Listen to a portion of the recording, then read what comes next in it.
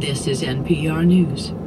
Support for NPR comes from the American Public Transportation Association, working to help Americans reduce their use of gas and become energy independent at publictransportation.org. This is WHYY's Morning Edition. I'm Brenda Jarrett. Delayed gratification is linked to the brain and self-control. That, according to Yale University researchers, and their findings are published in the September issue of Psychological Science. Dr. Dan Gottlieb with us. He's a family therapist. He hosts Voices in the Family today at noon here on WHYY. Dan, I suppose first we need to talk about what delayed gratification is, especially when it comes to the brain and your emotions.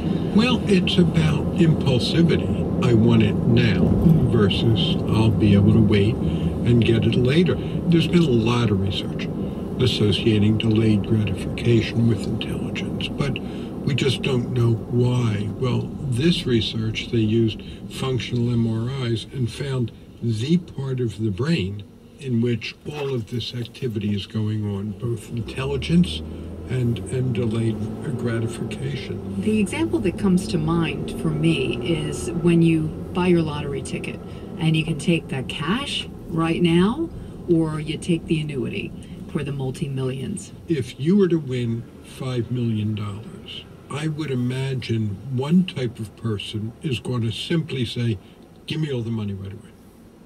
And another type of person is going to pick up the phone and get some advice and talk to a couple people and weigh the pros and cons and then make a decision.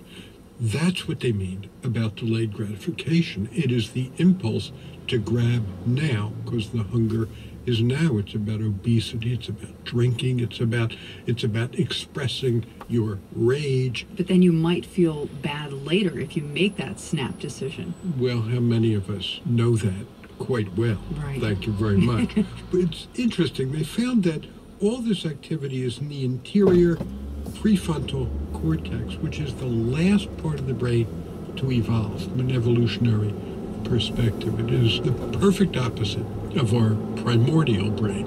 The question in my mind is there anything we can do to help that part of the brain evolve? I haven't seen any research about this, but I'm guessing yes, there is. The thing that causes us to be impulsive is habit. We think we need what we need right away.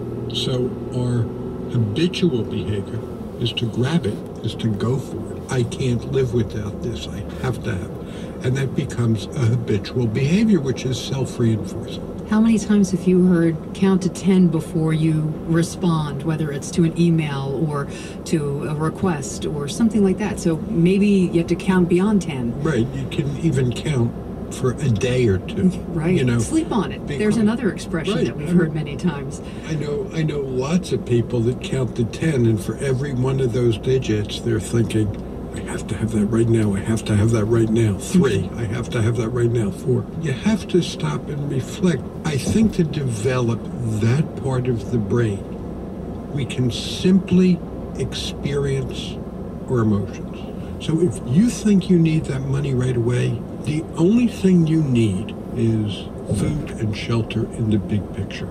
So if you feel you have to have something right away, just look at the feeling. Don't ignore it. Don't suppress it. Don't act on it. Don't do anything. And with practice, if you can feel these feelings without acting on them, then in time, you will be less impulsive. And it is my belief, and there might be some research out there to substantiate it, we can further develop the anterior prefrontal cortex.